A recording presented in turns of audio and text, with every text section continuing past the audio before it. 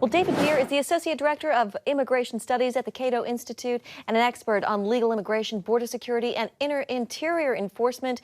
And he joins us now. David, welcome. Great to have you on with us this evening. So we see these images coming from the southern border. Would you call this a humanitarian crisis? And what should the administration be doing? Oh, absolutely, it's a crisis. And the crisis is really caused by this administration and the last one, which decided to close the legal crossing points into the United States. The ports of entry are where people should cross. And since March 2020, with Title 42, and Title 42 was applied at these ports of entry, they blocked all legal crossings into the United States to request asylum. And so we have these border crossings, but people, the vast majority, 85% of all the people crossing the border are trying to turn themselves in to Border Patrol. And that's according to the Border Patrol itself. And so they're trying to apply for asylum. They should not have to cross the border illegally to do so. That creates chaos, that creates the need to arrest them and detain them and do all the other things that are costing the U.S. government so much money.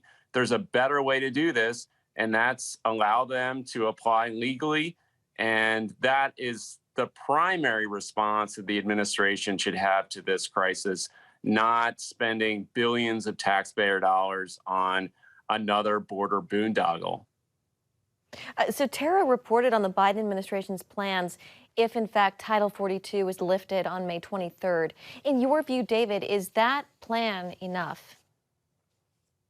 Oh, absolutely not. I mean, the main focus of this administration after Title 42 is to detain people in these facilities along the border. And then when those facilities fill up, they're planning on releasing them onto the streets in border cities. And that's just going to create more scenes of chaos, more overcrowded facilities, more humanitarian crisis.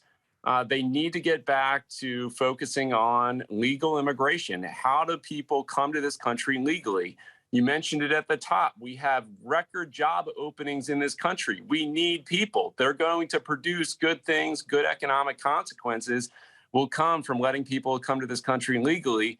They just need to actually do it. They need to have a plan that focuses on that, not on, basically managing a sinking ship.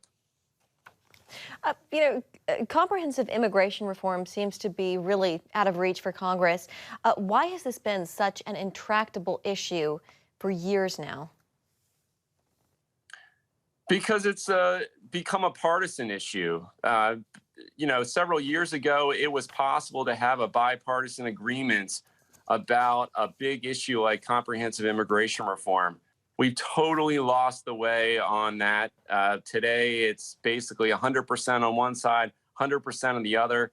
They're both so extreme, and they're not focusing on the areas of commonality and areas of focus that would actually fix the problem. They both see it as a positive thing for their electoral campaigns. Yeah, that issue and so many others, unfortunately. David Bier with the CATO Institute, thank you so much. Thank you.